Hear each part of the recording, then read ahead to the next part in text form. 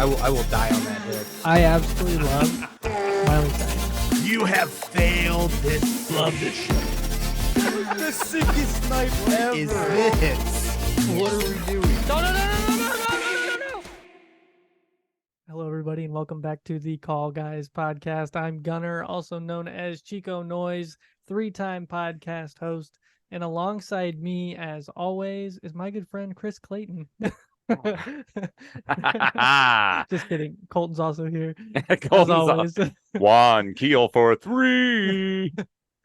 How we doing, Chris? CT 1209. That's right. Is it 1209 or 1209? So 1209 is my birthday, and CT stands for Clone Troopers. Well, yeah. So that's how I chose it. That's what it is. Okay. We always say Since I was your Star Wars, that's okay. 1209 works, but I was just saying, it's fine. Doesn't matter. Okay. How does it feel to be on here and it not be a Star Wars episode? It's so cool. I've been waiting for this. The closest thing I've got was when we argued about Marvel and DC for like 25 minutes on the one Star Wars episode. And in the red corner. But yeah, I'm excited. Yeah, I am too, because, well, we will have Star Wars coming up. In like, I know, like Ahsoka's at the end of the month, so it's like, oh, won't be long until Chris is back on again. Yeah. That's okay. I'm gunning for the Emperor's slot. I think he told me he's been on 7 or 9, and this is 6 for me. So I'm pushing. we got our crossover coming up. You know what I mean? Like I'm don't let him on. Okay. Do not. Let's talk about that, because Chris is how many episodes have you guys released as of now? As of yesterday. Yep. 8 episodes. Issue 7 came out, and we started with 0, so it's technically 8 episodes. Issue 7. I'm sorry. How many issues? Yep. Guardians of the Galaxy was this week, which is nice because it just went to streaming. So a lot of people probably just watched it. So it worked out kind of nicely that it launched like 2 weeks after it came out on streaming. Yeah. So it just happened to be that way, which was cool. Yeah. Really well done. I really enjoy your podcast. I think you guys are doing great. Anybody out there who loves comic books or is wanting to get into comic books, this is definitely the pod for you. Guys with Issues is great. They're fantastic. They have a great banter. I mean, the 3 guys are just fantastic. It's really fun. I really enjoy listening to them. Yep. Butt shovels. Thank you. And, Yeah. Butt shovels. Butt shovels. The butt shovel contest is currently going on right now. I was cracking up, like laughing out loud during that whole conversation. Oh, It was I almost cut it. I was so close to cutting that Oh, out because I was wow. like, this is so dumb, but we do it. So it continues on like in multiple episodes. Somebody, like, usually I have a terrible time when I'm jumping back into what I was saying. I go, but so, and so what happens is Will usually be like, after I say but, now he'll go shovel, at least in like a handful of episodes. And so I was like, well, I can't cut it because then that'll seem way too random. But So shovel. But I'm really curious to see if somebody can actually guess, so I can get the prize pack. Yeah. Ooh. The prize pack. Ooh. The prize pack. Also, do you guys listen to the end? Do you listen to the very end? Oh yeah. Okay, just making sure, because like in true superhero fashion, it's got the end credit scene, so you gotta stick it to the end. I listen to the end because I want people to listen to the end of ours, because I always leave whatever we do at the end of the episode in. I know, I love that, where you guys are like, blah, blah, blah, blah. Singing something. Or... Yeah, it's fun. You have a good outro. It's fun. Yeah. It's fun to listen to. So yes, always listen to it. Play it to the last second. Yeah, because I put some dumb stuff at the end of Yeah, you it's do. all cut. It's all cut content that I just am like, oh, I can throw that. Put that in there. Put that in there. Yeah. So what else is going on? For me, Yeah. wow. What is going on? I just got a promotion at work, as you know. Whoa. I guess. Yeah, it's weird. That's super weird. For the first time in 16 years, I'm not working at the plant every day. So that's Corporate Chris. That's corporate. Oh wow. CC. As corporate Chris Clayton, that's triple C. It's like a triple threat. Yeah. Forgive me. No. Oh, I will after all the kind things you said about guys with issues.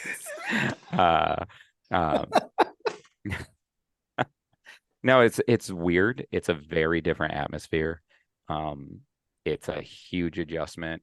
I'm glad that I still get to go over to the plant and take photos for the SOPs that I work on and things like that.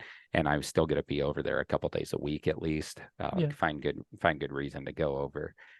And right now we still have some orientations, and I'm always over there for that too. So so that's kind of let it be more of a gradual change. I think if it would have been like a total change, it would actually be a lot more difficult. Um, but it's different. It's different having a job where I'm primarily at a desk now. I can't be asked if I can jump in and help cover a department, stuff like that, which helps me be more focused in some ways. Like I can be pretty productive now. But at the same time, I miss everyone. I have so many Yeah, you get relationships at the antsy. plant. Hell yeah, yeah, you do. Yeah, it's and even with the new hires, like before with orientation, I would check in with them every day after they start, and I'd be like, "Hey, how was your day? If it was hard, you got this. It gets easier, And I like that was my role, and I'm good at that. I'm good with people. That's my strongest strength, I would say. Like that is the top of my skill set, and so now I'm being forced to really develop things that are more in my weakness wheelhouse, Yeah. which is good. That helps me be more rounded. I'm Yeah. more well-rounded. But at the same time, it's challenging. It's different. It's good. But it's a whole different world. Like it's so different. I always call that place is a library. It's like It's so yes, it's quiet. quiet. And where the plant I'd walk through and I could be singing and being goofy and Yeah. getting Yeah. people's spirits up. And over there, I think I cut loose a little bit sometimes over there just to make sure they know that it's like, oh, Chris. But it's Um, good. It's healthy for them. It's good for them. I'd never see you in person anymore. I see you through Teams It's messages very because rare. Well, yeah. the few times I'm at the plant, usually like you're either I don't have time to stop in your office, or if I don't bump into you Yeah, because I'm like just running around. not in I the know it's office. so And weird. I don't see Joe anymore or anything. Like it's just weird. It's yeah, super weird. yeah, But it's good. It's an opportunity. What's the point of staying somewhere so long if you don't take the opportunities when they come? And I have a lot of hope that this helps me improve things on a bigger scale in the long run, where I might have a chance to influence things that'll be more than just like somebody's daily morale, that it could actually be something that helps them in the big picture. That's what I hope. yeah. But yeah, Good, so good that's elevator really pitch. that and podcasting, like between family life and work and podcasts, that's all I got going on right now. The important things. Right? Yep. Work, family, podcast. That's yeah, I guess who knows about that? WFP. That's the new Call Guys t-shirt. Work, W. family, podcast. Dude, that's a good one. That's a Yeah, good one. yeah. Colton, what's up, man? Yeah, Ah, how was your man, week? man, it's a week. It is a week. Just getting through it. We talked on the J- phone and you sounded very frustrated yesterday. And I was like, I don't want to tap into that. Now, no, man, just work, man. It's going. We just got the crib and the new dresser in. So that's exciting. Just need That's a exciting. mattress and a kid, and that room's complete. Me too. That's the same as him. That's what we were just talking about. Need a mattress and a kid. That's pretty much it. I mean, outside of that, just family stuff. Got a big weekend this weekend. Um, not doing Yeah. anything, just staying at home. Yeah, you're not gonna come. It's okay. To what? What's this weekend? Is something going on this weekend? Yeah, baby shower. And lots of people. Lots and lots of people. Good thing I'm busy. I'm Good thing you're busy. gonna be at Warren Dunes this week, so I'll miss it too. Yeah. I'm gonna have a full house. I know. And lots of stuff and cleaning up after people and You got people staying at the house? yeah. Yep. So When do they roll in tomorrow? yep. Yep. Everybody starts coming in tomorrow. We're going out to Matt Anthony's for dinner tomorrow night, and I'm smoking a pork butt and making some burnt ends on Saturday for after the shower, and just gonna hang I out can in be the house. I can be there for that. That's all it takes. He just wants to barbecue. Who doesn't though? Yeah. Right? Like, right? It's gonna be I think good. I think it's only fair after you gave me the whitest Mexican rice ever. It was good. It was not good. You keep telling me it was good. It was good. Hey, that cilantro lime rice at Chipotle, that's white, right? Like That's why the white you were Mexican going rice. for that. You were Yeah. going for that. No, I was going for like authentic Mexican rice, and it did not have any flavor. It was pretty much Did just you use the rice. tomato sauce? Oh yeah, I did. And did. did you have the like chicken bouillon thing that they Mhm. use, the tomato? That's what I'm Chris, gonna do. it was so bad. I'm just gonna put taco seasoning in next time. It'll make it It's just taco rice, yeah, dirty rice. dirty rice. It's almost Cajun, and it's just not quite. Oh Never gosh. gonna live the rice down. Never. You It'll just need to make. never. That's not true. You just need to make a new batch, and then you redeem I'm it. never making it again. Let me help you. Did you brown it first? Did you brown your rice? No. Okay, that makes a difference when you're making authentic Mexican rice. I actually like to make it. So you wanna put some oil, like some olive oil or whatever, vegetable oil is what I think they actually prefer you use for that. Just like a tablespoon or two in your skillet, and then pour in your cups of rice first. Already cooked or Yeah, before? no, just dry, like your Okay. totally grained, non-wet rice. Throw that in and start kind of simmering it, get it browned. And when it browns, then you want to pour in your tomato sauce, your water. I cut an onion in half and I actually put that in the middle. And some recipes will have you use that it's like a seasoning you can buy. It's like a yellow and green container with like a rooster on it. It's like a tomato bouillon. Sometimes you put like a tablespoon or something, not a tablespoon, a couple teaspoons of that in. And then you just mix that and it simmers for like 30 minutes, 45 minutes. Just watch it depending on the heat you have, and that's really That's it. that's really all it takes. Oh, Yeah. I didn't have I to mince garlic. I put minced garlic in mine too. So Colton didn't like it. That's all that mattered. Dude, I'm just telling you, man. I love you. I love you, just not your rice. That's what he said. I heard that. Whatever I made the next time was good. Wings. Yeah, those wings were good. I'll give you that. Wings were good. I won. I won one. I'm sure your pork butt will be good. Oh, yeah. I've heard your smoked stuff is always good. Yeah. You know the story of burn ends? Do you know how those started No. being a thing? So I used to help a guy. Well, I was just friends with him. Went back in the kitchen. Did you ever go to Grill and Great when it was in Syracuse? It was awesome, amazing barbecue place. His owner's name was Kevin. Had to shut it down because of health reasons. Like he had to get off his feet. And so he was telling me though that when he was going to competitions for a while, the change of when brisket became a thing, because that didn't used to be, that would be like the part that the cooks would keep. But the burn ends were actually something again. They were just the throwaway. It was just trash. And it's what all the cooks would eat because they knew it tasted pretty good. It was rich, It's like it's literally like smoked fat, basically. Yeah. And so they would like eat that as like a little snack while they were cooking. And then eventually, like somebody at one of these things gave it out or let some people have it. And all of a sudden, like it was a thing. And now that's super expensive at barbecue restaurants. And it's literally what they used to throw away. So it's ridiculous. It's crazy, though, the way things like that happen. Jack Stack in Kansas City is where we go out to eat when we're out there. And they have some killer burn ends. Really? Yeah. First place I tried them was Grill and Great. That's how that when he told me that story and he added them to the menu. So nice. That's awesome. Yeah. Burn ends. Colton, you ever had burn ends? Yeah. I actually worked for a barbecue guy in Napanee, out of Napanee. Nice. For a summer. Did they put them in like mac and cheese or something? Like how did they do, or did you just buy it as a side? It was just all straight up that way. Yeah.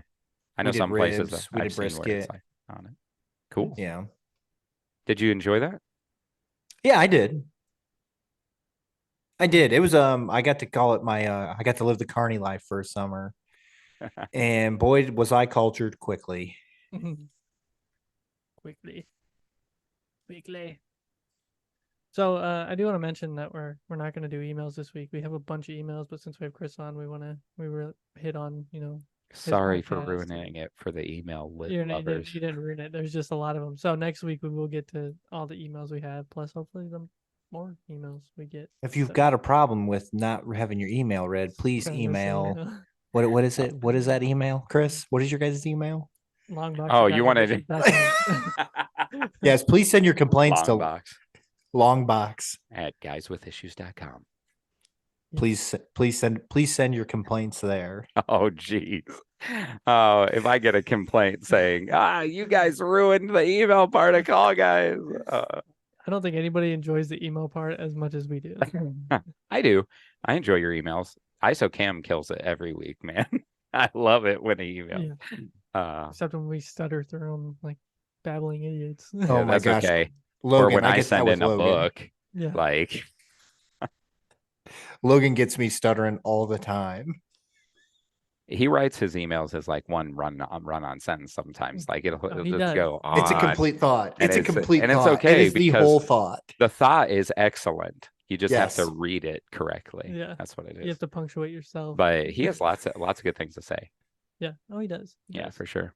I did want to say, Colton, before we What- get into Chris's question of the pod, because I'm super excited for that. I'm done. I finished. We're done. Let's go. Do you know what it is, Chris? Come on, Chris. What is it? What? Yeah. You finished? It's- Oh, I'm done. excited. That means we're gonna get an episode I sometime. know, sometime. Do you want me to bring in my Endural so you can have it for Yes, the I'll episode? I'll let do you. it. It's Yeah, like when I pull out my lightsaber for. dude. Oh Yeah. my gosh. So yeah, I was super excited to finish, and I just the Gunnar, what did you finish? Lord of the Rings. I said it, didn't Oh, I didn't hear you. I? Oh yeah, I said it. Yeah. Yeah, so Oh. I said it, and Chris heard me say it. But Well, as Yeah. long as Chris hears it, that's fine. Oh, no, chapter 26 and 27 were amazing, and yeah. Oh, yeah. I'm excited to talk about it. So it's been a while. Which is that like the last two of the book? Yeah. Okay. yeah, before all the Epilogues and Before afterwards. the afterward stuff or the appendices. That's what it's called. The there it is. I appendices. couldn't think of the everybody name. dies. Where it gives you like the history surrounding all of it and stuff. Yeah. So yeah, That's really where Arwen and Aragorn's story is, though, is in the appendices. Like Yeah. it's not really in the book, but if you go through, there's like a section of the appendices where it talks about their relationship. So yeah, just excited to tell you that. I didn't get to tell you excited. yesterday, and I'm excited to discuss. We just it. need to get another book now. What's the next book we want to do, brother? Oh, we already talked about it. We're gonna do Are we doing Ready Player One? Ready Player One. Oh, or is that what you guys are going to do? You guys need to do Forging Hephaestus sometime. Forging Hephaestus. Yeah, What? it's a superhero book where it's actually a supervillain. It's about a girl who Oh, I ends think up. you told me about this. Did I? Yeah. Yeah, okay. Yeah, she ends up breaking into like the opening is she breaks into a supervillain's vault and gets recruited by the Society of Supervillains, and it's pretty cool. It's a little bit of Hunger Games. There's like a section that's like Hunger Games. There's a section that's kind of like Ocean's 11. Like it is a very cool book. And there's a sequel. I haven't read the sequel yet. But That might be cool to check out. yeah, it's a newer book by an author called Drew Hayes. I really do think before we do anything though, we got to make sure Colton goes and sees Blue Beetle. Yeah, he's committed because we're doing a Oh, are we? crossover. Yes. You got to. And then you're going to read like 6 issues of the comic, which reads fairly quickly. Okay. You already read it? I found the one that I think I'm going to have us read. Nice. I would say 12 issues, but I don't want to push it. I can't read. Hey, If anybody ever wants where are to my know, Green Lantern comics? Are they if- down here in this room? Yeah. if anybody really wants to know what marriage looks like, this is what marriage looks like. Struggling to top you cap. couldn't even get it. Yeah. Struggling. Can you open? Are you can drinking- open the spaghetti sauce? Are you? Oh, I thought you had a drink, and then I was like, Yeah, "Are it's you off camera. drinking spaghetti sauce?" My wife just Oh. opens. She It's just like- opened the door. She just opens the door and comes down, and she just said this. I can just see over one of my monitors. Just she's holding this jar of It's beautiful. You're good man. sauce. I still open jars for my wife after 14 years. It's good. It's Sometimes good. I have to open water bottles for Sarah. I've done things like that. Oh She's like, yeah. I can't not get it. It's like I'd grab it. Yes. You just need one of those Oh. grippy Yeah. mitts, you Yeah, know, you put it on 2 fingers. like the rubber one that you just Yeah. All right, Chris. What? Question Good of the pod. stuff. Okay. What do we Question got? So, of the pod. so I had a non-themed question of the pod, but I'm gonna not use it based on our Okay. discussion because I loved what ISOCAM did for the Across the Spider-Verse, and kind of themed it around Spider-Man, right? So I was like, oh, so here we go. Your two questions. One of them I thought about keeping for later, but we cannot. First off, of any of the Batmobiles, which Batmobile would you choose to own? And number two, to go along with that, of all of Batman's villains, who is your favorite villain and why? Ooh. I see. I like Keaton's Batmobile. I just think it's kind of cheesy looking. I love sometimes. Keaton's Batmobile. And Pattinson's was just like, it was a car. It was a muscle car with Yeah. a It was jet a engine strapped to the back of it. So I'm gonna go. Crappy I'm gonna go with ignition. I'm gonna go with Bales just because it's that big freaking It's a big tank. Yeah. Big tank. You know, I'm gonna go with the same thing because I'll be honest, I like the Clooney one, but it is super Oh, super like the one cheesy. that's straight up like the engine lights Oh, up and yeah, everything. Like the yeah. whole center is like blue lights. Yes. Now to be Yes. fair, a middle ground between Bale's, I wanted to say Nolan's because it's Christopher Nolan's movie, but between Bale's tank, right? Like the tumbler, between the tumbler and Keaton's awesome Batmobile, I think falls the Affleck Batmobile, which is like got the kind of the sleek speed of the old, but with the tank armor kind of vibe with the new. I think it was a good middle ground for the two of those. I'm gonna go with the original TV show. Like that, dude. I've seen that one in person. Yeah, it's awesome. It is that the 66 Rockstar. It's the one in Rockstar. Oh, dude, it is so cool in person. I would take either Keaton's or if it could be built in real life, I would take the animated series one, which is technically based off of Keaton's anyway. It's just a little smoother, gets rid of the big fins and stuff. But I've seen Keaton's in person. I've seen the 66 in person. I've seen a Tumbler in person. And I think I can't remember if it was Forever or Batman and Robin's, which one I saw in person of those two, but I know I saw one of them. Obviously that one didn't matter to me as much if I didn't remember. I think the biggest part for the Tumbler is this how he gets it, and he goes and he sees Lucius, and they go take it for a test drive, and he's like, "Does it come in black?" Yeah, and it's very suited for the Nolan verse and for the beginning and all of that. Yeah. I do. Yeah, that's a whole thing that you could just talk about, the structure of the Nolan verse working for Bale's Batman. Yeah. But Bale's Batman would have died in the Snyderverse. He would have, first time he got in a fight, he'd probably be dead. There's way too much actual superpower going on. Yeah, right. Like, but that's okay. That's okay. They all kind of exist in their own thing. Yeah. So, villain. Yeah. Villain. That's tough because I like the Riddler in Gotham. Okay. I didn't really like the Riddler in Forever. Pattinson or Forever. Yeah, Jim Carrey's. You didn't like the Zodiac Killer. Yeah. Because that's really all that was the problem. I had a friend that didn't like him in Pattinson's because they just mimicked the Zodiac kind of vibe. So I might go Penguin. You could still go Riddler. No, I think I'm gonna go Penguin. I'm gonna go Penguin because I also like Gotham, the kid that plays the Penguin. He's really good. Yeah, he's actually like the best part of that show. Yeah, and then oh god, who played him in Pattinson's? Oh, Colin Farrell. Colin Farrell, yeah. Colin. Which he's getting his own show, but they had to halt production because of the strike. Good for them though. I support the strike, just so you know. I do. Well, thank you, Chris, for your 2 cents.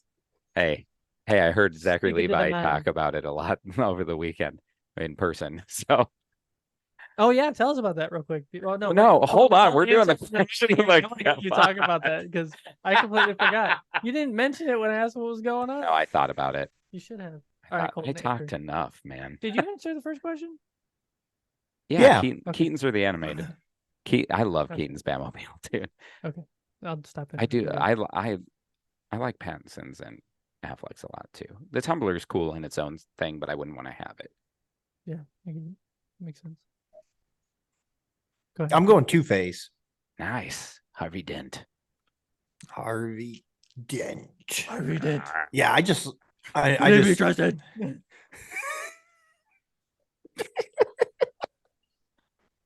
See, I think of Two-Face more, even though I love The Dark Knight, I always think of him from the animated series. He's so good in the Oh. animated series. I just watched that episode recently. Oh man, that's too the funny. literal like almost purple face. Screen in the first season. Screen. Yeah.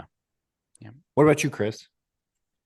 In the past, I would have leaned towards Ra's al Ghul, not Ra's, like Batman Beyond. It's Ra's, but that's okay. It's whatever. That's not a big deal. But it's really not. I'm not being sarcastic. They mispronounce his name, but like, who really cares? It's not a big deal. It might be to somebody, but it's not that big of a deal. Liam Neeson. Maybe he was the one that he's like, no, I don't like Rash. Sounds like Rash. Call me Roz. Rash. Hey, Rash. No, I like him as an opponent of Batman's quite a bit, and I love that Batman's in love with Talia, and they have a son, and all, like comic book world, But just recently, I came to realize one of my favorites. Bane is pretty high up there after we read Nightfall and Guys with Issues, and Nightfall's when Bane breaks Batman's back and like takes him out, and that Bane is really cool in that. But just over the weekend at Comic-Con Fan Expo in Chicago, I was presented with the opportunity to purchase something that I did bring it. Ooh. Yeah, I brought it for the viewers, right? So they had a booth at Fan Expo called the Heroic Fine Arts Gallery, and it has like unique low run prints of posters, different things like that are signed by the artists. But it also had the original animation cells that were used for the television series, for Batman the Animated Series, Batman Beyond, Superman Adventures of Superman. I think they had some Justice League in there as well.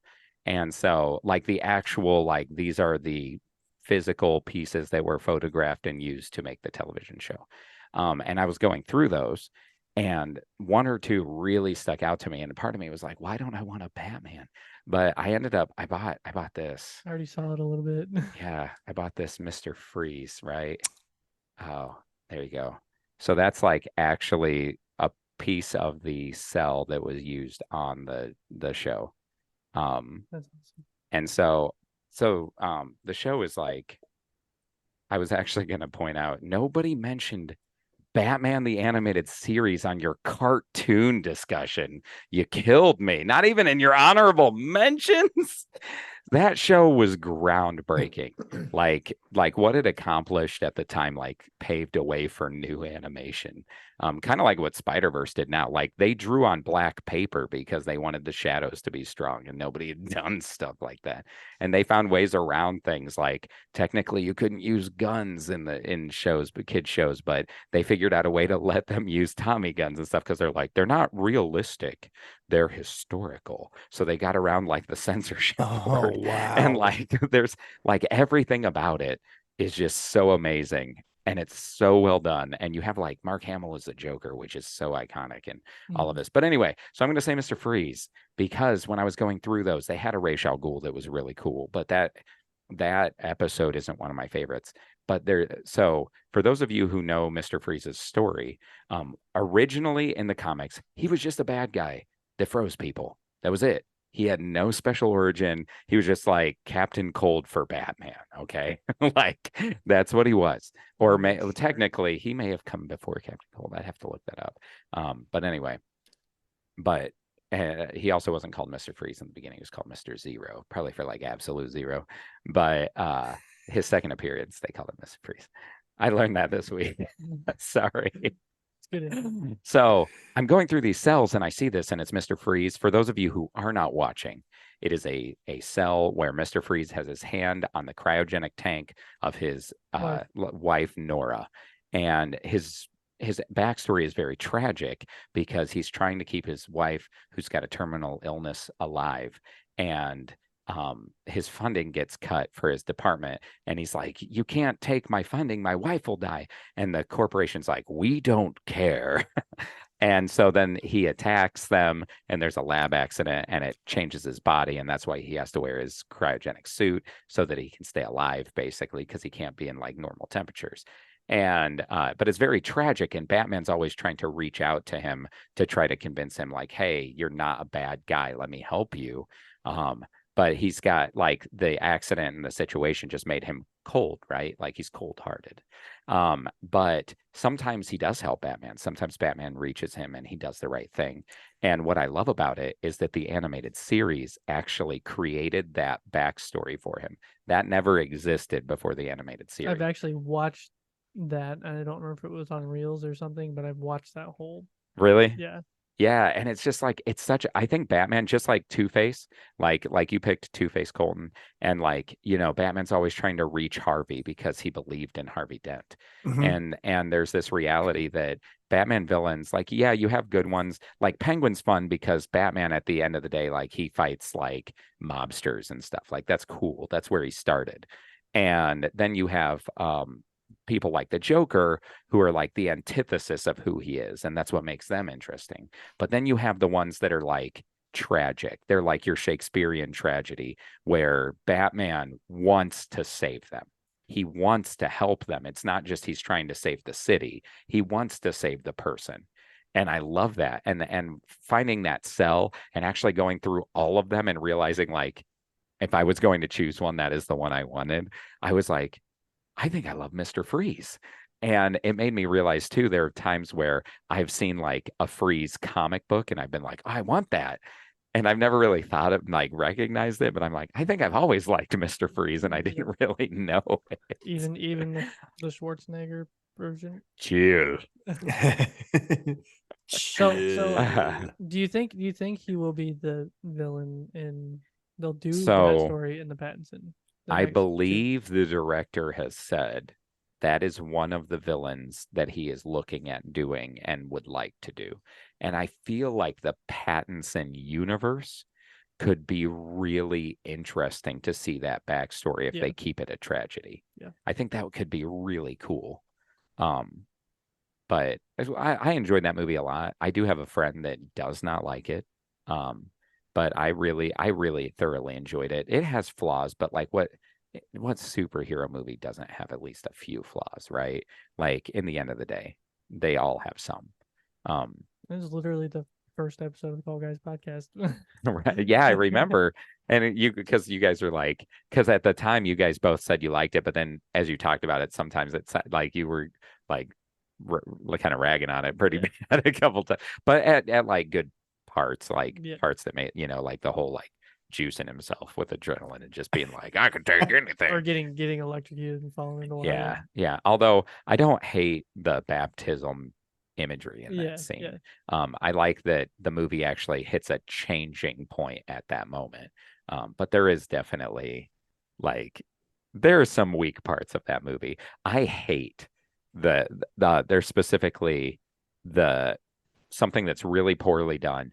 I actually hate how he goes and he talks to is it Falcone in the movie? I haven't watched it in a while. It is, right? Yeah. Yep. So he goes and talks to Falcone, and he goes and he's like, yeah, your dad was a bad guy. You don't know the truth. And then he goes and Alfred's like, your dad was a great guy. And he was like, oh, okay. And it was like 5 minutes of conflict. And I'm like, that should have been something that tore him up for a while in the movie. And I'm like, if you're going to have this like discrepancy that you want to seem like it bothers him, you need to let it like breathe a little bit. Yeah. And I felt like they didn't let it breathe at all. Yeah, it was like he was It was there, like and then one he went scene home he and got lied talked to. to- And in the next scene, it's cleared up. And you're like, what was the point of that? He should have just been like, I don't believe you. Is that when Andy Serkis was in the hospital? Yeah. Mhm. I saw Andy Serkis this weekend in person too. I didn't get to meet him. Zachary Levi No. actually gave me like a fist bump and we talked. So that Did was he say cool. Shazam? No. No. But he did say the F word several times. It was funny when I said it on his panel and he's like, who's never been to a Zachary Levi panel? Because he acts in real life exactly how he is on screen. And that is why he's cast in those roles. He actually shared that he couldn't talk about his roles because of the strike, but he talked around them a lot. He's like, in a movie made by a big company where I was the best prince ever and things like that. So you always knew what he was talking about. Yeah. But he goes, oh, you're in for a treat. And I see some of you brought children. This might be their first time for some things too, because I'm very expressive. And one thing that I express myself with is the word. And he said the word. And I was, but he was amazing. That panel was honestly one of the highlights of my weekend. No question. I also, do you know who Frank Miller is? Created 300 and The Dark Knight Rises and like huge comic book stuff. Okay. He was there. It's the 25th anniversary of 300, which is a cool movie, My gosh. but it's 25 years since the comic came out. And he was at a panel, and I went to that and got to hear how he created 300, what inspired him, how when he was at the theater with his dad in like the 60s, I think he said, he and his brother were at the theater and they watched the old movie, The 300 Spartans. And at the end, they died. And he said at that point, his entire view of what made a hero changed. Because at one time, he thought a hero is the person that does what's right. But then in that moment, he realized that a hero is a person who's willing to go the entire way to try to see it through to the end. Yeah. And he said that he and his brother like leaned forward to their dad and were like, are they dead? And their dad was like, yeah. And he said it would just like changed everything. And so then like decades later, he ended up making the comic 300, and doing that because of that impact that it had on him and stuff.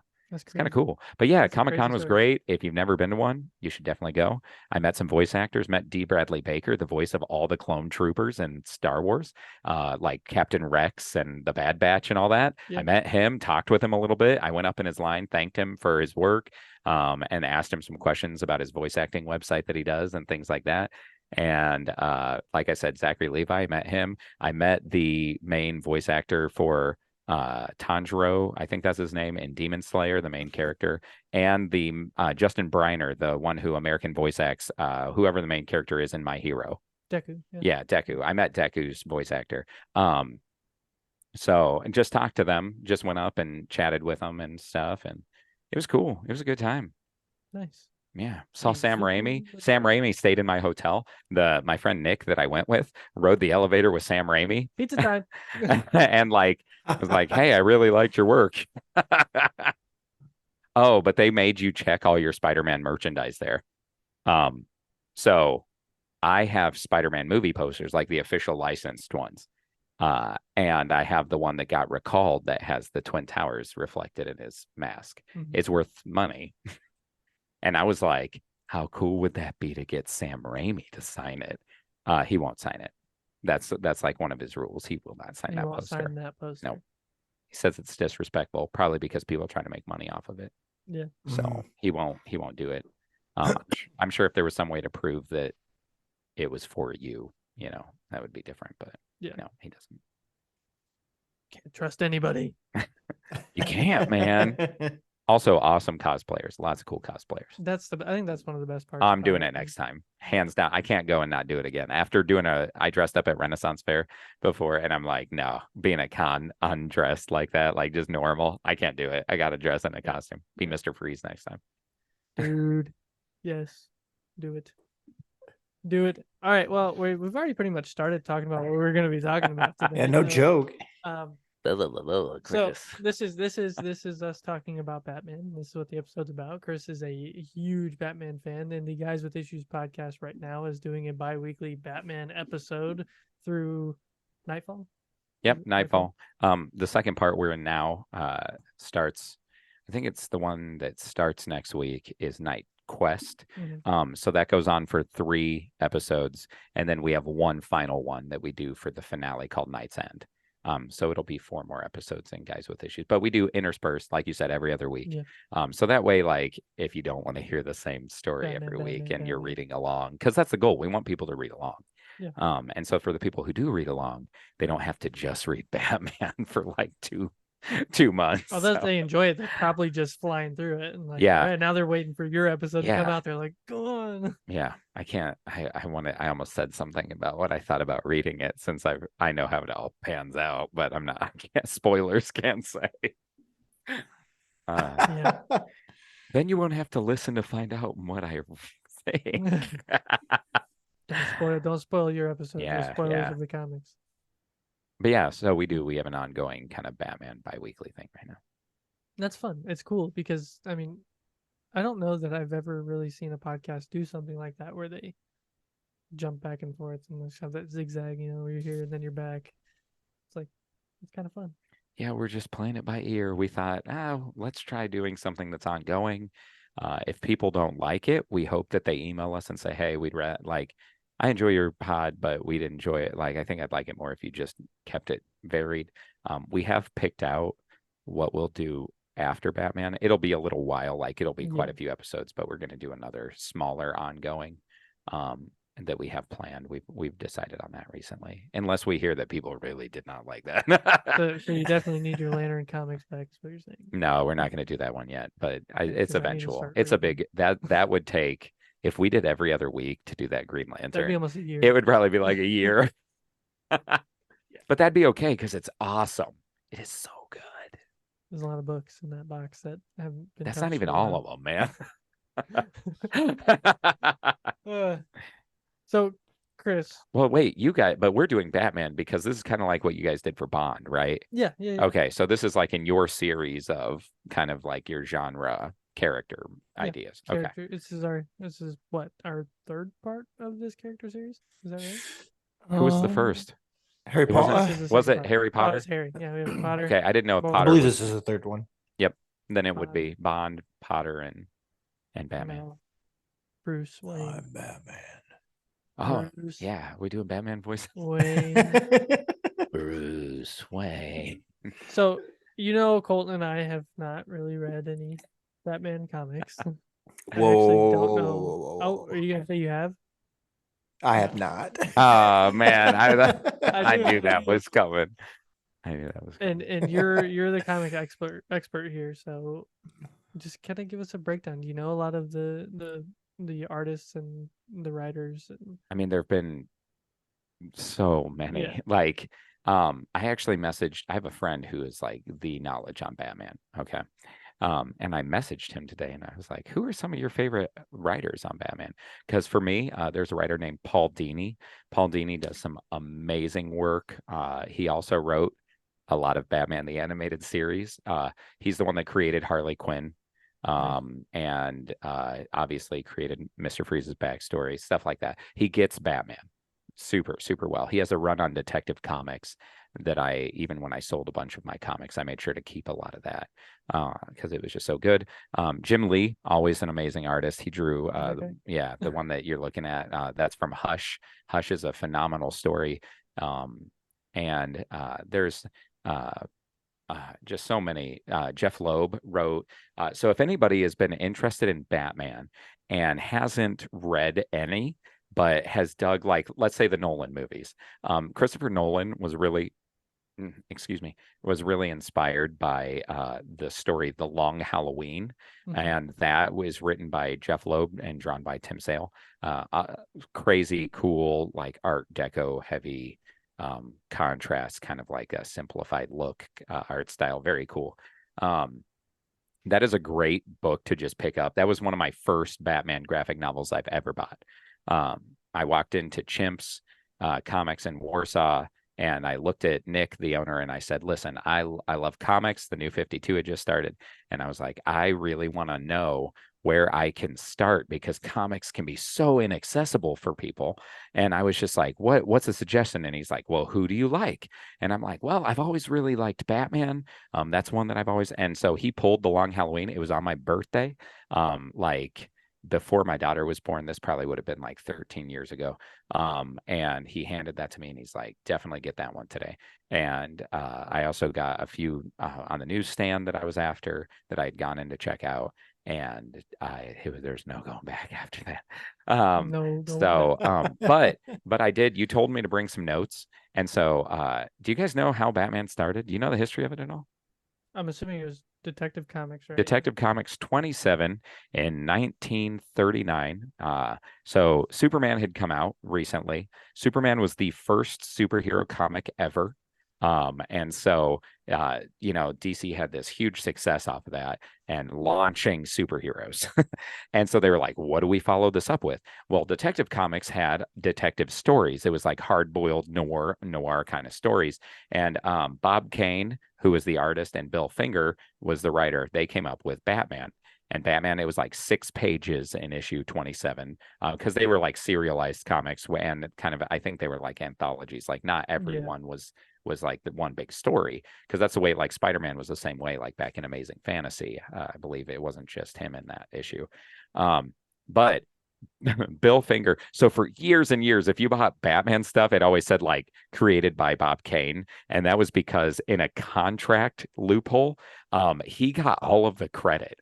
Bill Finger actually got like no credit for the creation, even though he wrote it and wrote the characters and did all this stuff for like 75 years. It's only been in the last like 5 years that he's even been noted, but now on all the stuff they do that's Batman, you'll see his name too. Yes. But what's interesting, so this year's the 84th anniversary, so they just had their 80th anniversary a few years back. But what's crazy is Batman was made as a model of Zorro, which we all know, like Zorro is, like the Mexico's Robin Hood, like he's in Mexico. Well, so it's like it's like Baja California area, depending on the era and story. But yeah, it makes the Z. I loved Zorro as a kid too, actually, like the old black and white one that Disney would show on air. Antonio Like, Banderas? oh, dude, the Mask of Zorro movie. I love that. Yes. No, I'm talking like the old TV show where they're like Don Diego de la Vega. And he's like, I see. I love that. And then the Shadow, who was like basically just like a crime fighter, like he had like a red scarf and like a fedora, and he had like pistols. Yeah, exactly. I know that one. And then Dracula. It was those 3 that inspired Batman. And the original Batman killed people. Like in the first issue, he pushes a dude off scaffolding and he falls in a vat and he goes, yeah, and that's what the likes of you deserves. and so eventually Batman quit carrying guns because they were like, kids have really taken to this Batman guy. And even though he's a hard-boiled detective fighting criminals, we probably don't want him to be shooting people or pushing people off ledges. So they changed him to be more family friendly. That's also why they brought Robin in. Robin, because Batman tended to be very like, he had a gravitas and he was very like grave. Robin was very flamboyant and very jubilant and so it was like that balance where Robin was kind of the wisecracking sidekick and Batman still was the serious one. And that's kind of why they brought him in too. And it wasn't until 6 months after Batman came out where his origin story was made. So when he was first introduced, like you didn't know about him going to watch the Zorro movie and then his parents being killed in the alley and crime alley and things like that until later. And it was the evolution came over time. So much of what we know now came like trickled in. It isn't like now where if you make a new hero, they're gonna make like when Ms. Marvel, when Camilla Khan first shows up in the comics, her intro, or like Miles, like they might be a cameo, but when they first show up, like really show up, you get the backstory. Yeah, they tell you about them. Yeah, that's not how it was back then, like sometimes you just got a hero and he was kicking butt and then they're like, people like this, let's keep him. And let's talk about what he was like when he was a kid. How did he become this guy? Yeah. What does that mean? And so like it's just Batman #1, the comic came out in 1940. And really, so in the 50s, there's this huge attack against comics. And that's where they started to struggle. They also were like, hey, you can't have this angry dude. Well, people were like, there was a psychologist that came out and they're like, Batman promotes naughty things with men and boys, and like you can't. And so they were like, oh, we better add other characters other than Robin. And they had introduced like a dog and like Batwoman and different characters. And eventually what happened was it was dying, and then the 66 the Adam West Batman came out to try to save it. They had some like O'Neill had some like new redesigns, and that's where you get like the gold behind the bat and like all of that stuff, and it like revitalized it for a while. Or no, O'Neill was in the 80s. But then so then it started failing again. And then like in the 80s they went full on, like they were like, no, we're going to tell like the gritty crime stories again. And because in the 60s they brought back the rogues, because in the 50s they got rid of all the bad guys. They had to make it more like kid friendly. Yeah. And so, but that's kind of the history of Batman. Like what we have now really spins out of some of the change from the 60s, a little touch. We don't have the Batman that it started it, because he was very different. He was, the base model, but ultimately they've changed him quite a bit.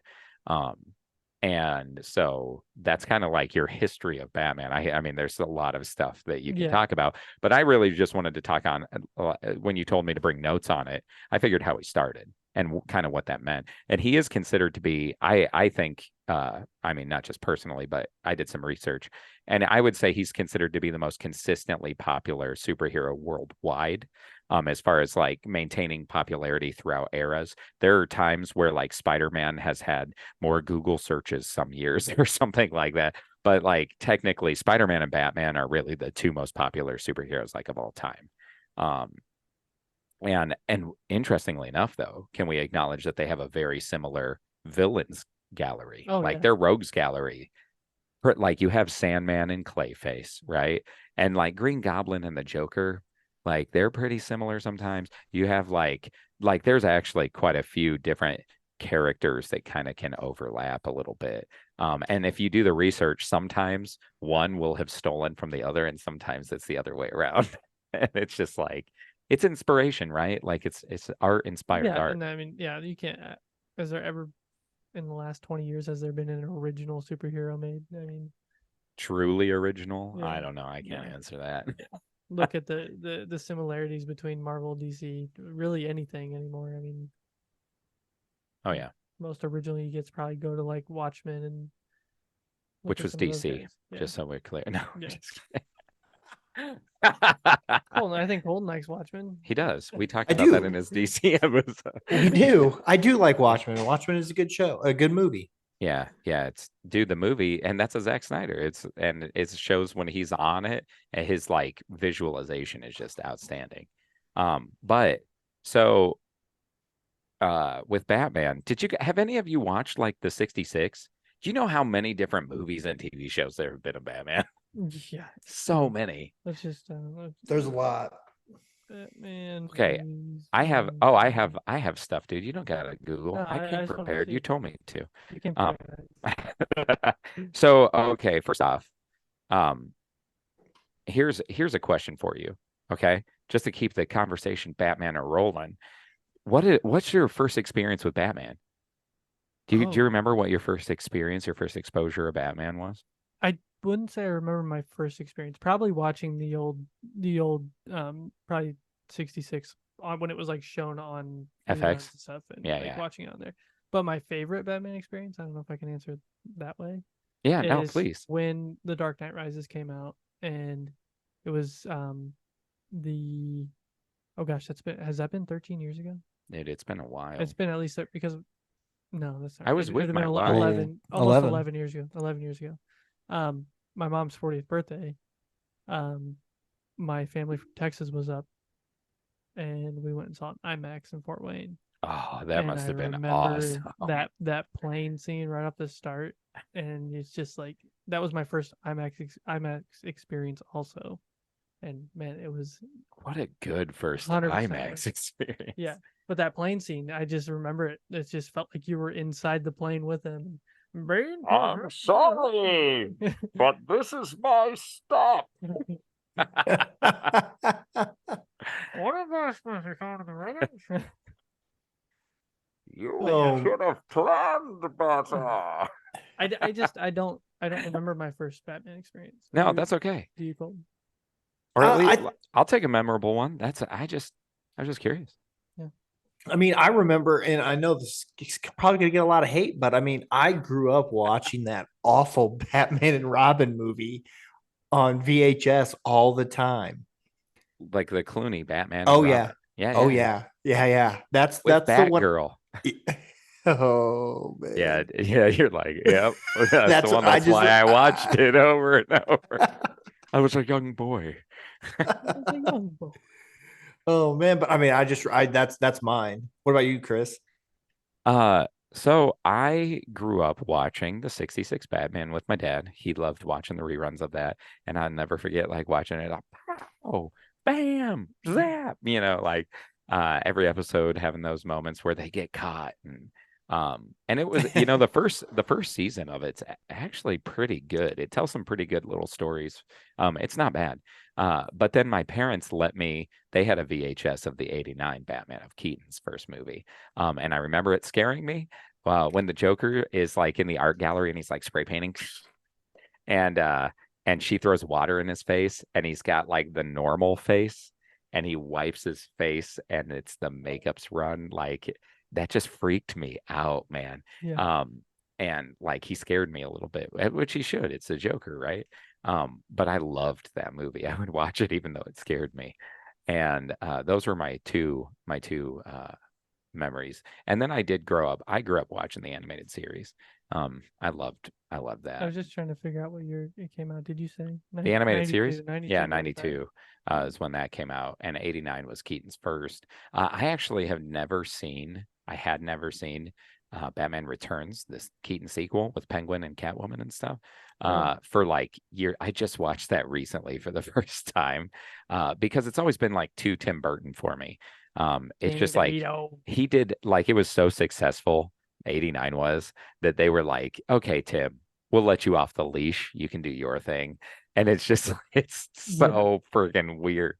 But what's cool is Keaton was really passionate about playing Batman, and he would not agree to play Batman unless certain, like, if he thought it broke the character, he wouldn't be in it, which is why he was not in Batman Forever. They wanted him to be. They tried to get him in it, and he read the script and Schumacher's script, and he went, "Oh, that's not Batman. He wouldn't do this, and he wouldn't do that." And they were like, "Well, too bad, we're leaving it." And he goes, "Fine, then you have to recast him. I'm not doing it." Which is why when he was in the Flash, that means he read the Flash script and he saw the Batman stuff, and he went, "No, this is Batman," and he agreed to be in it. Which his parts are the best of the movie, no question. When does that come out on streaming? I don't know, but it was my daughter. So here's a fun story. When I took my daughter to see the Flash, there's a scene where they're breaking into an installation, and like Flash is kind of bumbling in the moment, and Batman saves their butts, right? And my daughter leans over and she's like, "Why is Batman always the coolest in the movies?" or something like that. And I was like, "'Cause he's Batman." Yes, because he is cool. But yeah, she's like, "Why is he always the coolest superhero, the best superhero?" And I'm like, "'Cause it's Batman." I used to hate when people always said that too. Yeah. But yeah, that's there's been so many things. Did you guys ever watch any of the shows? Like, did you ever get into any of them? They've had a bunch of animated series too. Not really animated. No? I might have watched like Under the Red Hood a little bit. The movie? Yeah. That's a good. Max has all that stuff. Yeah, never fully through. Max has all the Batman stuff, doesn't it? Yeah, like almost all of it. But I'm going to tell you right now, I told you to read The Long Halloween. Don't watch it. There's a 2-part movie that they did. And there's a couple things they changed that I think really hurts the way the story's told. So if you think you will ever read it, don't watch the movie because it does spoil the twist, but it doesn't do it in like a good way. Gotcha. So just I've seen the Lego Batman. that movie's awesome. I love that movie, and it actually captures Batman really well, I think. Does what's his face still In the voice it? darkest night, Will I love that. Arnett. Will Arnett, yeah. Yeah. When the bad guys fall. Because he voices That him in Lego opening movie song. too, right? Did You you know, voice him in Lego movie? yeah. Will Arnett. Okay. Yeah. Hey, babe.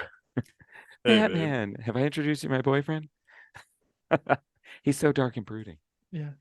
Those are both. Those are great movies. Darkness. But so Excuse me. 66, the show, the live action show. I did watch that with my dad a little bit, and this is recently we got stuck in a marathon of it, and we just sat there and Recently? watched, That's and awesome. it was so terribly good. You know? Yeah, like it's cheesy, Yeah. but at the same time, like you kind of get why people liked it. Yeah. Yeah. Like, Yeah, you get the spinning logo, and they're like in the office building the whole time. It's just like Commissioner. This is goofy. Oh yeah, But- it picks up the red phone, or like he has the bust The that he button. pushes the head Yeah. back and he hits the button, Yeah. slides down the pole. Yeah. Yeah, dude. Batman Good in the stuff. firehouse. So did we want to? What did you guys? So who's your favorite Batman? Are both of you Bales? I'm Bale. Ooh. I'm Bale. I am super, super close to Pattinson.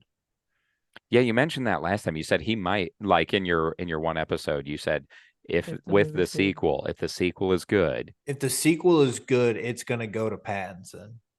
yeah, Hands down. I think if they bring his Bruce out of the emo stage, like the long-haired and I don't like anybody. No, Bruce Wayne's not good. Stay Well, I emo think they phase, are. yes. I think they are. Well, yeah, that's the transformation, right? Yeah. Like Mhm. ideally, I think that he sees the value in Bruce Wayne now. Yes. Yes, he does.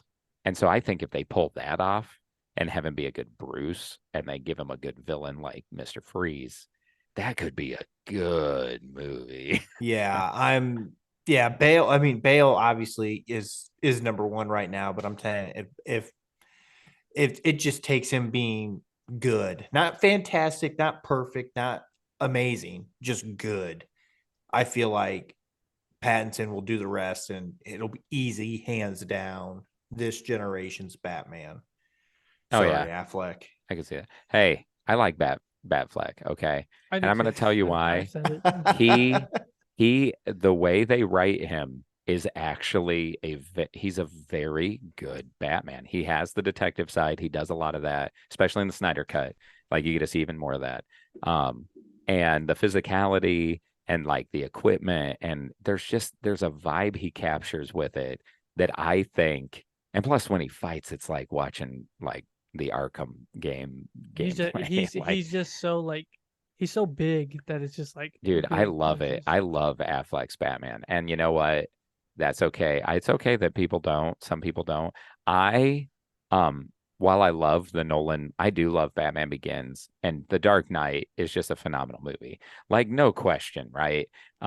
If you think The Dark Knight's not a good movie, then I probably don't trust your opinion on movies. Yeah. But I mean, I'm like ultimately a man gave his life for a performance in that movie. Okay. Like Man. okay, for real, right? He's Get I close. was pointing There you at go. it. I was There- pointing at it in real life. I am pointing at the corner of the room right now, and it's pointing at right. So but the problem with those movies though is I really felt like Rises lost something. it did. And it's not that I didn't like Bane. I actually thought Bane was okay. I love seeing Talia al Ghul.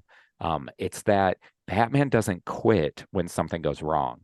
Like in the comics, when Robin dies, Jason. So here's the fun fact. Readers hated Jason Todd. Jason Todd was an a-hole Robin after Dick left and became Nightwing. And they were like, oh, give him Jason Todd. And readers hated him. And they held a voting that said, does Jason Todd live or die? And the readers voted that he died. And Joker kills him. And ultimately, that drives Batman to push himself so hard he's nearly killing himself because he's being reckless. And you know what? In Dark Knight, when Rachel dies, Batman's not quitting from that, man. No. Like he would have had those streets terrified after that. And that's one of the problems I have. It gives him a magic knee brace to try to bring him back. And if you're telling me a story about a hero where I watched him build himself up and then climb through this adversity, I want to see him Literally. at the pinnacle of his expertise. And in the finale, that's when I should see him being pushed to his very limits and on a scale that we haven't seen yet. And instead, I have to watch him in a pit for 2/3 of a movie and push-ups. then get like his big moment kind of towards the end. Now I will say, like I said, Hardy did a good job with Bane as best as he could with like how he had to talk and all that. And I freaking love Anne Hathaway as Selena Kyle. She nails Catwoman, man. Like the persona of Catwoman, she just exudes it. Yes. Like that opening scene where she fakes being the help to try to rob it. Like so good. So good writing on Nolan's part for that, but also her persona. Yeah. But it was just what they did to Bruce felt so out of character that I hadn't like it's hard for me to enjoy that movie because I'm like, that's not Batman. But anyway, my favorite Batman would probably be Pattinson's way up there now. I loved that movie. But Keaton probably for live action, but my favorite Batman ever is Kevin Conroy, who's the animated series. Like Now, if you watch the animated series, there's no there's no comparison to a screen Batman. in the DC Arrowverse. Okay. Who plays in the Old Man Bruce in the Crisis on Infinite Earths, it's Kevin Conroy. That's who I thought it was. Yeah. That's his only like live action role. Yeah, they gave him a shot to be real Bruce, and he was like, and he was evil Batman. He was evil. Yeah, and that was such a good Crisis on that twist. Oh my god, that was. Well, you need to watch all the crossover Crisis on the 4 episodes of Crisis on Infinite Infinite Earths. Yeah, Tom Welling comes back to cameo. Oh my god, dude, I honestly cried at that moment. I believe you. I know how much you love Smallville. When he came on screen, I was like, or actually when I saw the barn, and I was like, oh my god. And then you see him, what's he chopping wood or something like that? Yeah. Best. I never watched a lot of those shows as much as I like DC stuff. I don't love all of it. Yeah. But I love DC comics. And I read Marvel comics too, but like I enjoy reading comics. Shows, I'm a terrible TV watcher. I'm a terrible call guy. Okay. I'll watch a couple episodes or like maybe a season or two, and I'll tell my wife, I'm like, I love this show. And she'll be like, you want to watch another episode? And I'm like, nah, not right now. And then she gets so impatient, she watches it without me, and I never go back and watch it. At the end of this, I'm gonna have Colton sell you on only Murders in the Building because dude, I want to see that because of who is in the cast. Yes. I love the cast. Dude, oh my god. I want to watch it so bad. We'll get to that. We'll get to it. So I know we've been chatting for a while, but I do have some more. See, I love it. I just love talking about Batman, right? Like there's so much you can talk about. But you guys should definitely try watching the animated series sometime. Like I know that's like now that you're gonna have kids and you can introduce them to Batman in a way that some of those episodes are kind of intense. Oh yeah, okay. William probably enjoy some Batman. Actually, we're Gecko's Garage right now, and do you watch Blaze, Bubble Guppies, any of those? Try any of those?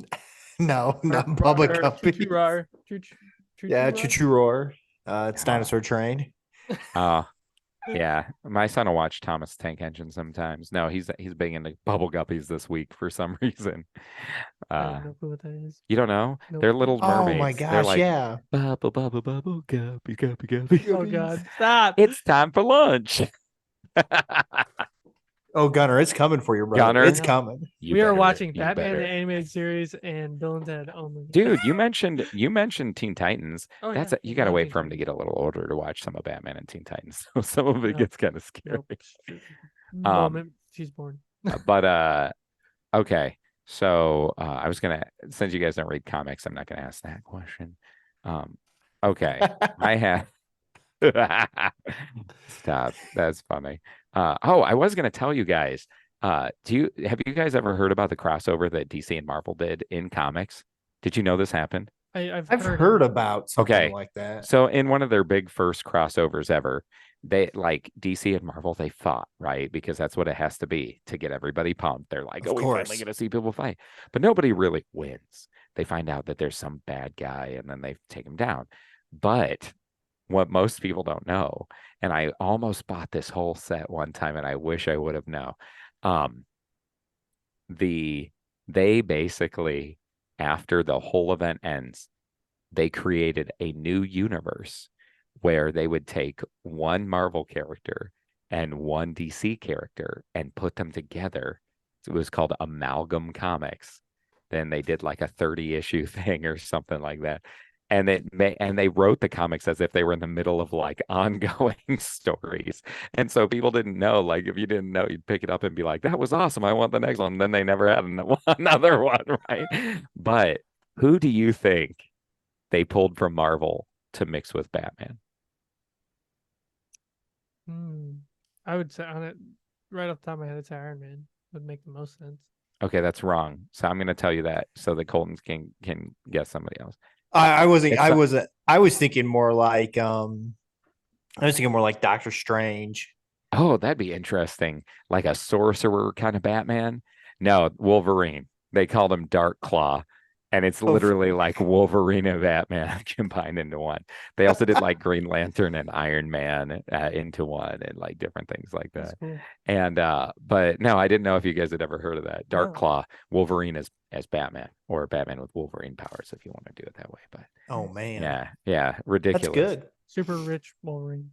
That's super rich. He now knows his past and he's an excellent entrepreneur. Okay.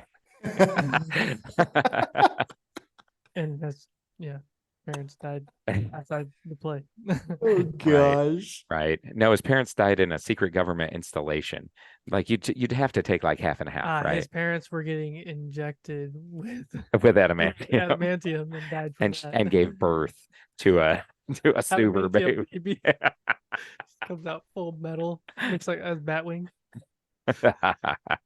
Did you say you watched Gotham? Yes, Did you enjoy it? I love Gotham. Okay. That since I'm terrible at watching TV shows, I started it and I went into it knowing this is something that it's its own thing.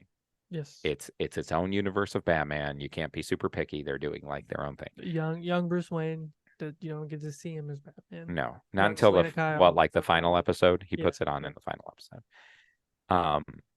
And I thought it was a fun show to watch. It's a crime drama. It's Yeah. a buddy cop. It's film. it's about Gordon, show. really, Yeah. ultimately. Yep. So I'm not surprised you liked it. Yeah, absolutely loved it. Actually, so in college we did, we had our thesis at the end of one of our classes. I can't remember which class it was, but I did the relationship or the masculine and feminine traits of buddy cop characters. Oh yeah. So I did like Sherlock. And Watson. So it was Oh. it was the female Watson. And I can't think of who played her, but and then I did Gotham and I did Castle. Oh, nice. So yeah, and I love Gotham. Yeah, I was enjoying what I watched, like with what they did. I know some people that like hated it because it was such a divergence from normal Batman, but I thought it was interesting and I thought it was well done. Like what they did was well done. You never bothered watching it, right, Colton? You just saw Gotham and thought, I've had enough Batman in my life. Well, it was a CW show, I sucks. believe, at the time, and Was it was it? DC. I thought it was it CW? I thought it was like I thought it was part of the Arrowverse. no, They're like the CW no, Arrowverse. because for some stuff. reason I thought it was on like network TV. I thought it was a CW. Anyway, it doesn't matter. Yeah, it doesn't matter. You just saw it and went. I was like Gotham, young Batman. Yeah, don't care. Oh, it's Fox. It was Fox. No, look at that. I thought it was on network television. Anyway, yeah, no, I that story doesn't intrigue me at all. So Yeah, I enjoy the crime side of Batman is something I really enjoy, which is why I enjoyed the Pattinson side, seeing that detective work. Donald Logue. That's yeah. What? Donald Logue played Gordon's partner, and he Oh, was I can't. awesome. Yeah, I can't think of his name. Because it's the partner that's like a dirty cop in the comics Yeah. when he's first starting out, and I can't think, like at the top of my head, I can't think of his name. I think it because he's in Batman Begins too, that character, Yeah. I believe. Harvey Bullock. Yeah. There you go. Well, Bullock is okay. So Bullock in the comics is an honest cop. He's just kind of a punk. Gotcha. I can't think of the one that is normally Gordon's partner that ends up being dirty. But anyway, but Harvey Bullock is great in the animated series too. I just watched an episode today where he gets framed for a murder. Nice. And Batman thinks he did it. And then when Batman realizes he didn't, then he definitely tries to clear his name because he's like, and Harvey's like, well, why'd you help me? And he goes, because even I thought you did it, and I'm not going to let you go down, like knowing that I made a mistake. Yeah. So here's a question for you. Here's a big one. Okay. If you could create a Batman movie, right? Like if you were coming up with the idea, what would you want to see out of a Batman movie? Like if you were putting it together. I mean, you can even cast. You guys know a lot of famous people compared to what my brain works with, but what would you do? What would you do for a Batman movie? Like what would you want to see? Yeah, see, wow, that's a good question. it's That's a tough. tough question. this is a call guys question because you guys love movies. Yeah.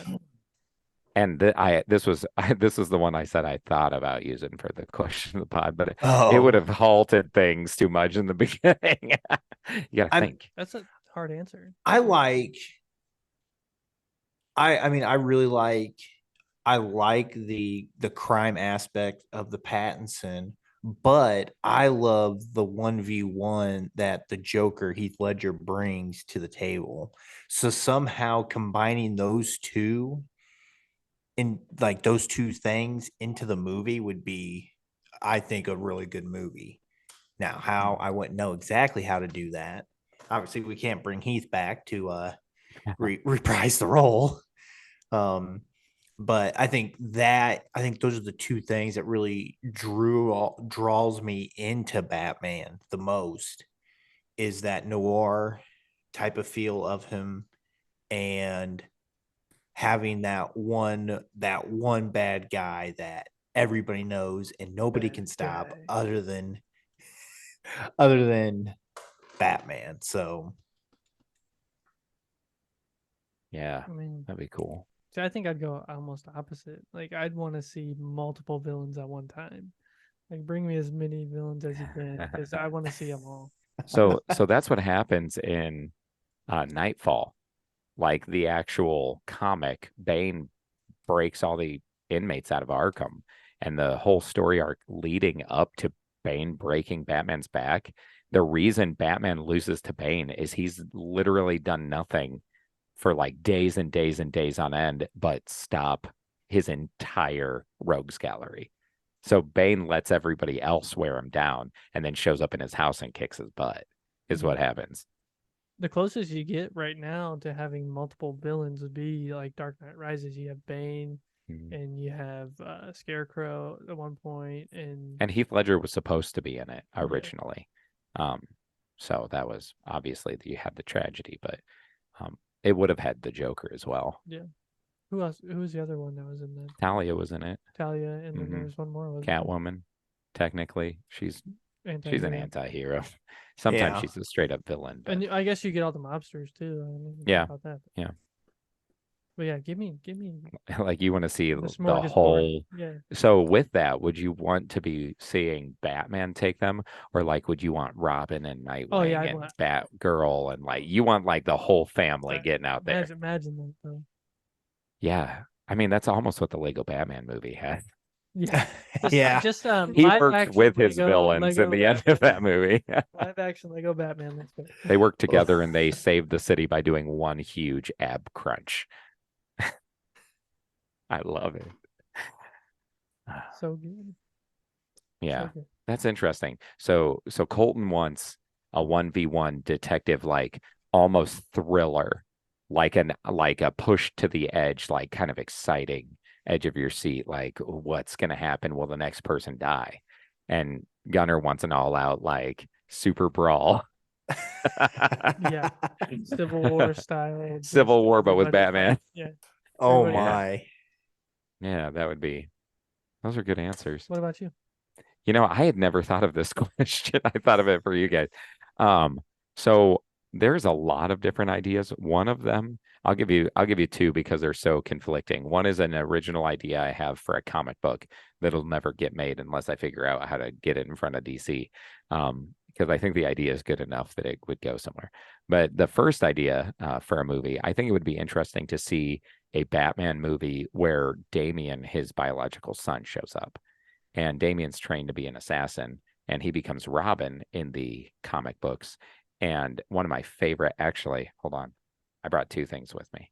So so I also own an original page from Batman and Robin, the comic book, um, that's written by, well, the art's by a guy named Patrick Gleason. So this is like the page that was scanned in for the colors to be Nice. added. So those are like my two prized Batman possessions. I got some little statues and stuff too that are kind of cool, but anyway, uh, Damien is a great character because he was raised by Ra's and Talia, and he was trained to be an assassin, and he was meant to take up the League of Assassins. That's his legacy. But Batman was actually offered the League at one time and turned it down because he's like, no, it's not right. And so, and in that story arc, he and Talia have a night of passion, and that's where Damien comes from. Well, Damien believes in both sides, kind of, but as he's with his dad, his eyes are open to what it means to have the legacy of Batman. And he's the, even though like Dick has the right of the cowl because he was the first Robin, and Tim Drake has it because he's the best detective, like Damien is the biological heir to the cowl. And so I think it would be interesting to bring Damien into the movies because a lot of fans don't like him because he's a jerk when he first shows up. I have a friend who hates Damien. I actually really like him because over time, he really grows on you because he grows as a character. But he's always super cocky and he's always like telling Alfred, he's like, I was trained by the greatest minds ever. They're like playing chess. And Alfred's like, oh, that's good. Checkmate. Like, and so he gets put in his place a lot. But the scene that I have from that comic, the reason I have that, and since both of you are having kids, this is a cool story. So at the time, I went to my very first comic convention like 11, almost 12 years ago, 11 and a half years ago. And I met Patrick Gleason, who is my favorite artist who drew that page. And that page was actually my favorite moment out of that entire series when I was reading it. And the reason for that is Bruce and Damien have been fighting this new bad guy called Nobody, and he can turn invisible, and he's like super bad to the bone. He's like a big problem. And they get split up, and Batman gets taken down, and like all this stuff happens, and Damien kills Nobody, like finger through like his like soft spot, and like totally fingers to his brain, like kills him. And Bruce sees him and he's standing there and like he pulls his fingers out and he looks at him and he's like, I'm sorry, because he knows that they don't kill, but he did it. And so on the way back, Bruce is like super angry and he's like, we don't do that. And Damien's like, he would have hunted us forever. Like he wasn't going to let this go. And Batman's like, it doesn't matter. That's not a line you cross. And they drive back and they've had this huge fight. And it shows them like getting undressed and Alfred's like, whoa, what's going on? And they storm off and like Damien goes to his room. And then I think Alfred and Bruce have like kind of a heart to heart. And Bruce goes in and that's what the page is. The page is Bruce walks over to Damien and Damien's in his room and he's just crying because he's a kid. Like, yeah, he was trained as an assassin and all this, but he just ultimately let down his dad. And he's there and he's crying and he's like, I understand if you never want me to be your son. I'm sorry and I'll leave. You never have to see me again. I know you don't want a son like me. And Bruce gets down and puts his hand on his shoulder, and he's like, nothing you will do will ever change the fact that you are my son. And I cried reading it. Like, my wife was pregnant at the time. And so becoming a father, much like what you two are going through, it was like what was on my mind, and it was what was on my heart. And I read that, and that just hit me so heavily to be like, it may be Batman, but that is a father, that no matter what you do, you will always be my child. And like, then they hug, and it's like, I could, and so when I was at the con, I saw that he had that page, and it was more than I wanted to spend. And it's not as much as you probably think. Now it would be, because he's a super famous artist now and works on Amazing Spider-Man and does all this stuff. Yeah. And that page would probably be like 4 times what I paid for it. But what's cool is, like, I think it would be cool to have kind of that story arc in a movie. I think it would be interesting to see Damian and Bruce's dynamic and make it more of the buddy cop side of, like, father-son buddy cop, like superheroes doing their thing, but also Damian making the mistakes and Bruce trying to teach him, but also Bruce learning about fatherhood along the way as well. I think that could be a really good movie if you did it right. But then my original idea, my like thing that would never be made into a movie, but I think it would be a great kind of one shot. They do this thing in DC now called Black Label, and they tell these stories that are non-canonical. Like, they can tell stories that aren't really part of the canon. It's like the multiverse, right? And I think that having a story where in a standoff with the GCPD, a cop shoots the Joker and is considered a hero, and Batman then has to deal with the loss of his greatest enemy and all the times that he spared him, to have a cop take him down and be considered a hero, but then to have the police force kind of realize that the public's on their side for it. So every time there's like a big criminal, like from the rogues gallery, like, the police start using like unnecessary lethal force, and Batman's forced to save his own criminals because the police are going way beyond what they're supposed to, because they think that that's what the public wants them to do. Then I think that would be a crazy story, because you'd have Batman like defending the bad guys, because the police now see that they save more lives by taking them out than putting them back in to be broken out again, right? Yeah. So but that's like the comic idea that I have, that I think would be like, you're gonna see Batman be torn into being like, no, the law is wrong now and I have to save bad guys, and like, I think that would be an awesome story. I love that. That's a great idea. Yeah, so if anybody who works for DC ever hears this, you can steal it, because I'd like to see it done, or contact either Guys with Issues or the Call Guys and ask for more details. Yes. We just want to see it done. I don't even have to have my name attached. I just want to see the story. It sounds so cool. Just write Chris's name in it really small in one corner of like one. Just put me in a panel, like in the background, running away. Oh no, he's the scarecrow. All right. Well, we've been going for a while, so I know. and get you home to go to bed Right. once you're at the house. Yeah. If anybody's watching on YouTube, Chris is in the room as per usual now. Besides episode 52. Yeah, you had me on and asked me to talk about Batman, and I was like, going. Yep. That's what you told me you wanted. Hey, I love it. That's what we're here for. So great, good information, great conversation. Do you guys have any last thoughts? Anything you want to say? Chris killed it again. I mean, just a plethora of knowledge on whatever he comes on and does. Just appreciate you, man. I really do. Just thanks for coming on and spending time with us. Thanks for spending the night out. So Yeah. just really appreciate your time, man. He brought his coffee, his decaf coffee. Yeah, thanks for having me on. It was fun to do something that wasn't Star Wars, but something else that I probably have liked as much for longer, maybe. I don't know. I might have liked Batman before I knew what Star Wars was.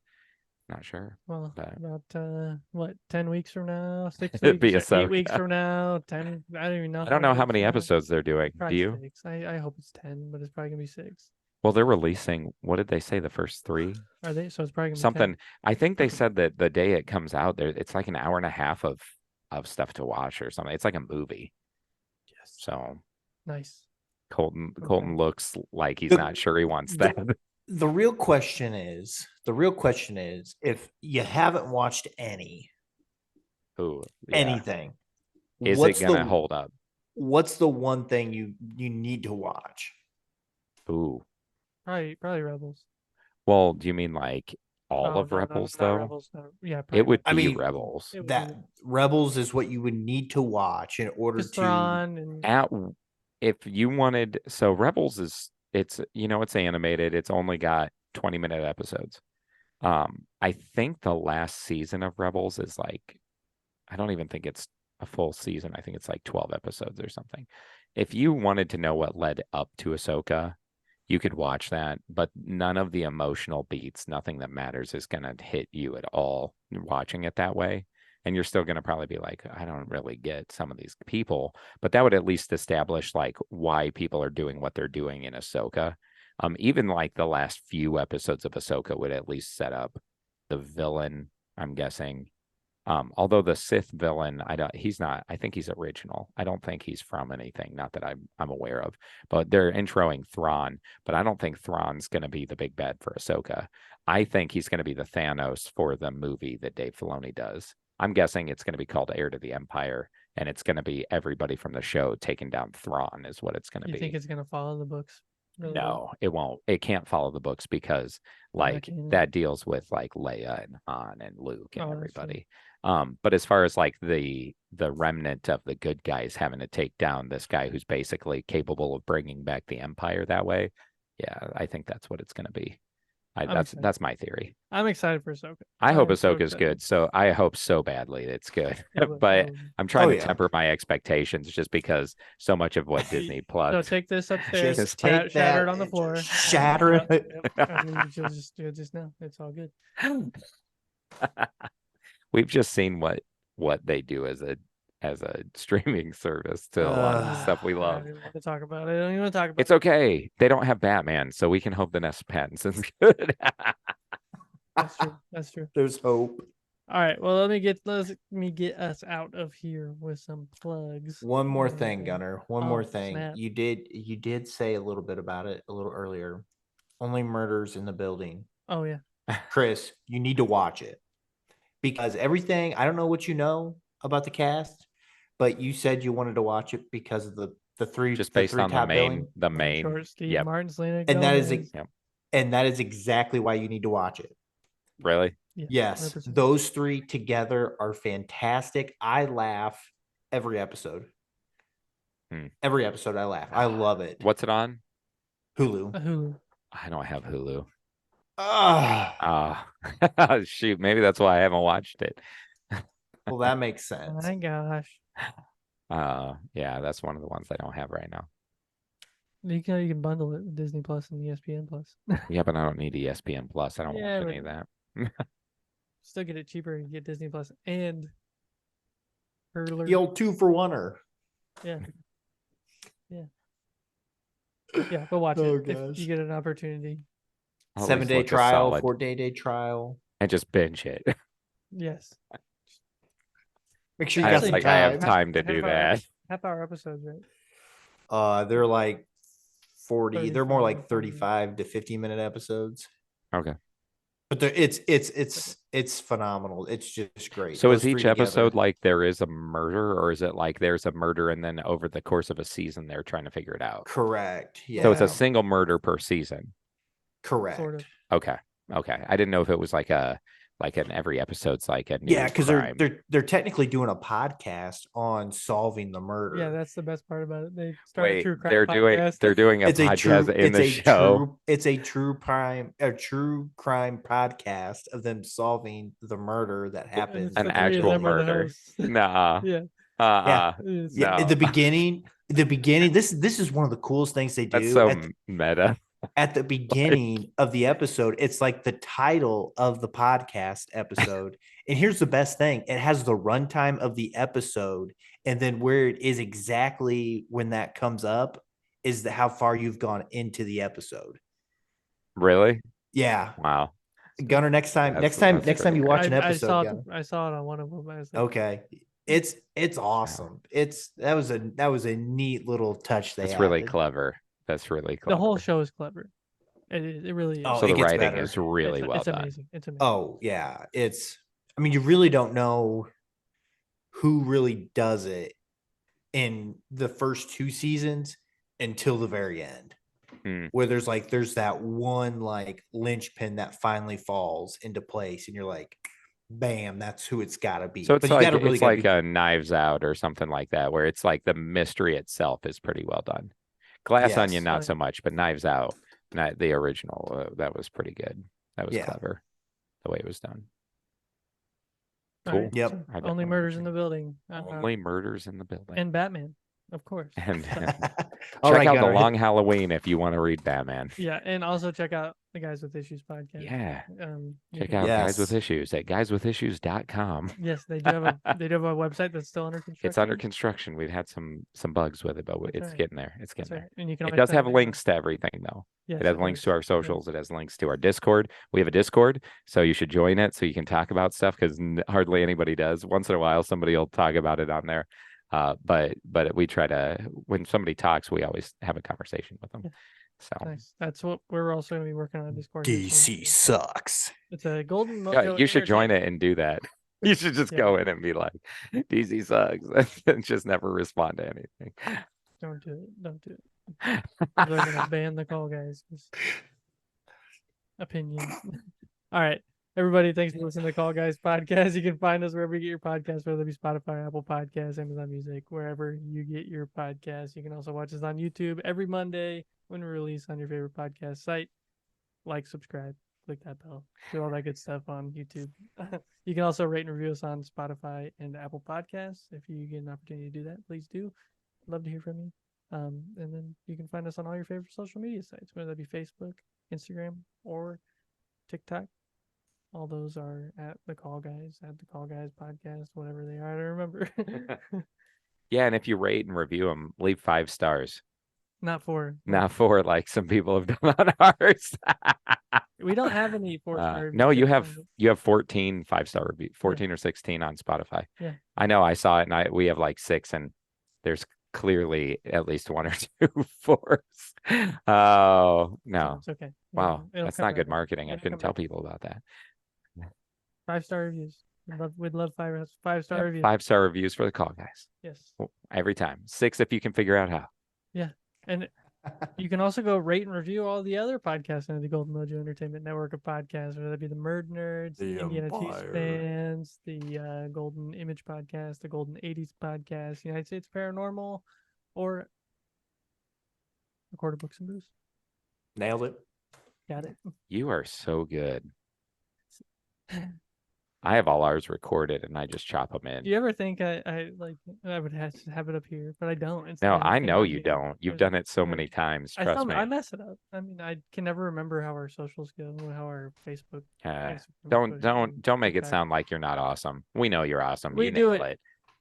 Well, Colton It's a beautiful thing. Colton has to tell you one thing. He has to tell me something. Love your brother. Love you, brother. For sure. Yeah. Love you, brother. All right. Love you, brothers. Chris, thanks for coming on. Thanks Yes, for having me. Chris. Yeah. Chris, thank you so much, man. Always appreciate it. Yeah, it's always fun. I always have a good time. Me too. Me too. Maybe we'll do it in Pennsylvania again sometime. Yeah, I mean, Probably not, Oh but my that's gosh, all could you imagine that? if I ever have to go, I'll be like, I need Gunner to go with me. Yeah. All right. For everybody out there in podcast land. See you next time. Later. Bye. Go ninja, go ninja, go. Go ninja, go ninja, go. Go ninja, go ninja, go. Go, Go, go, go, go. Ninja, Go, ninja, ninja, rap, ninja, ninja, rap.